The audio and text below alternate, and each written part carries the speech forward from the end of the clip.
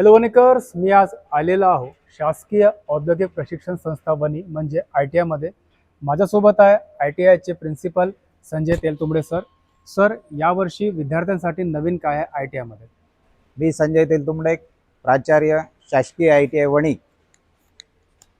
या प्रवेश सत्राच्या निमित्ताने मी सगळ्यांना माहिती देऊ इच्छितो किंवा आवाहन करू इच्छितो की शासकीय ITI वणी येथे प्रवेशाची प्रक्रिया सुरू झाली असून दिनांक 21 मे 2026 पासून प्रवेश अर्ज ऑनलाईन पद्धतीने भरणे सुरू झालेले आहे आणि ही प्रक्रिया 21 जून 2026 5 वाजेपर्यंत सुरू राहणार आहे.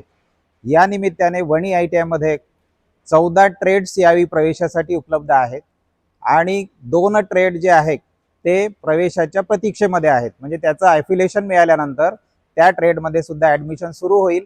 आणि त्यातला एक ट्रेड असा आहे टेक्सटाईल मेकॅट्रॉनिक्स नावाचा, की जो ट्रेड संपूर्ण महाराष्ट्रामध्ये सगळ्यात पहिल्यांदा वणीला इंट्रोड्यूस होत आहे. त्यासाठी सध्या ऑप्शन जरी उपलब्ध नसेल तरी पुढे भविष्यामध्ये दुसऱ्या तिसऱ्या फेरीनंतर सुद्धा त्या ट्रेडसाठी ऑप्शन सुरू होतील. तर एकूण वणी गव्हर्नमेंट ITI जी आहे आमची एकूण प्रवेश क्षमता 448 आहे. याच्यामध्ये मुलांसाठी आणि मुलींसाठी दोघांनाही संधी आहे. मुलींसाठी जे ट्रेड्स आहेत ते cosmetology, dress making, fashion technology हे 3 ट्रेड मुलींसाठी राखीव आहेत आणि बाकी ट्रेडमध्ये सुद्धा मुलींना 30% ॲडमिशन राखीव आहे. तिथे सुद्धा त्या गुणानुक्रमे त्यांचा ऑप्शन देऊन विकल्प देऊन त्या ट्रेडची निवड करू शकतात किंवा त्यांची त्या ट्रेडमध्ये निवड होऊ शकते. मित्रांनो, मला एक आव्हान असं करायचं आहे की यावर्षी 12वीचा निकाल बराच कमी लागलेला आहे. त्यामध्ये अनुत्तीर्ण विद्यार्थ्यांची संख्या जास्त असल्याचे निदर्शनास आलेले आहे किंवा दिसून येते. त्यामुळे जे विद्यार्थी 12वी मध्ये अनुत्तीर्ण झालेले आहेत किंवा त्याच्या पुढच्या शिक्षणामध्ये किंवा जे ग्रॅज्युएट झालेले आहेत, रिकामे राहण्यापेक्षा खाली राहण्यापेक्षा सध्या उद्योगांची किंवा डिमांड आहे स्किलची, तर त्या हिशोबाने आपण ITIला ॲडमिशन घेतली पाहिजे. 12वी नंतर तुमचं 1 वर्ष रिकामं जाणार आहे. तुम्ही असं समजू नका की तुम्हाला अनुत्तीर्णची TC मिळेल.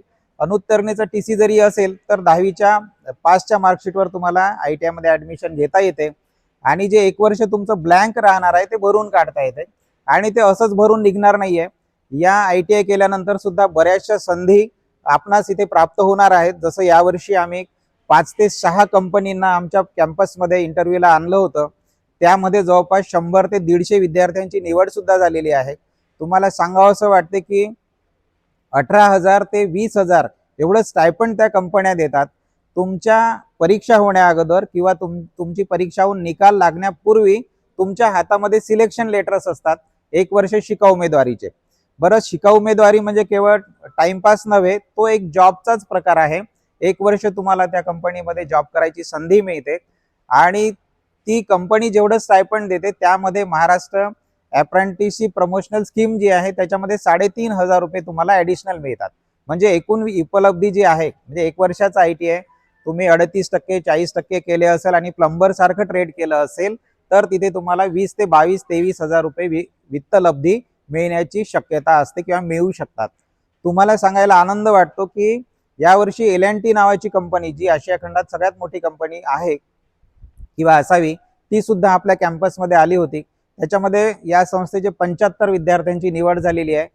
नळ कारागीर म्हणजे ज्याला प्लंबर म्हणतो आपण, ज्या ट्रेडला विद्यार्थी ॲडमिशन घ्यायला मागे पुढे पाहतात, त्याचे 18 विद्यार्थ्यांचं सिलेक्शन त्या L&Tला झालेलं आहे. चेन्नईला 2 वर्ष ट्रेनिंग घेतल्यानंतर ते महाराष्ट्रामध्ये कुठे पण त्यांचा अप्रेंटिसला नंबर लागू शकतो आणि ज्या कंपन्या आमच्याकडे येतात ते सगळे सांगतात किंवा ते करतात पण. समजा मेहनत केली, एखादा विद्यार्थी प्रामाणिक असेल, त्याला स्किल असेल, त्यांनी डेव्हलप केलं असेल आणि त्याचा परफॉर्मन्स जर त्या 1 वर्षात चांगला असेल तर त्याला त्या कंपन्यांमध्ये परमनंट होण्याची सुद्धा अतिशय चांगली संधी तिथे उपलब्ध होऊ शकते. त्यामुळे स्किल या गोष्टीकडे खूप ITI हा प्रकार खूप काहीतरी एकदम कमी आहे, त्याला कमी मार्क्स दिले पाहिजे किंवा त्याचा विचार केला नाही पाहिजे, ह्या गोष्टी डोक्यातून काढून टाकाव्या. कारण सध्या काळाची गरज आहे. स्किल डेव्हलपमेंट हा विषय सध्या पुढे आलेला आहे. माननीय प्रधानमंत्री नरेंद्रजी मोदी आहेत, त्यांचं लक्ष या डिपार्टमेंटकडे आहे किंवा याच्यासाठी ते वेगवेगळे उपक्रम राबवत असतात. आमच्या खात्याच्या माध्यमातून सुद्धा करिअर डेव्हलपमेंट सारखे विषय हाताळले जातात आणि या संधी सगळ्या परिसरातल्या विद्यार्थ्यांसाठी उपलब्ध करून दिल्या जातात.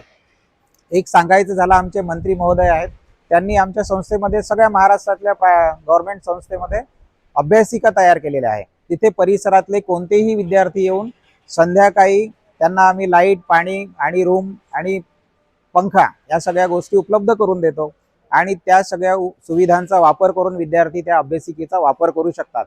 तर एक ITI सध्या काळाची गरज आहे आणि या गोष्टीकडे, या स्किलकडे किंवा कमी पर्सेंट असेल, कमी काळामध्ये, कमी गुणवत्तेवर, कमी त्रासामध्ये, कमी खर्चाच्या प्रशिक्षणामधून एक रोजगाराची चांगली संधी, पायावर उभं राहण्याची, स्वतःच्या पायावर उभं राहण्याची चांगली संधी तो विद्यार्थी निर्माण करू शकतो, स्वतःचं उत्थान करू शकतो आणि सोबतच परिवाराचं, कुटुंबाचं सुद्धा उत्थान करू शकतो आणि स्वतःच्या जीवनाचं सार्थक तो करू शकतो असं मला वाटते.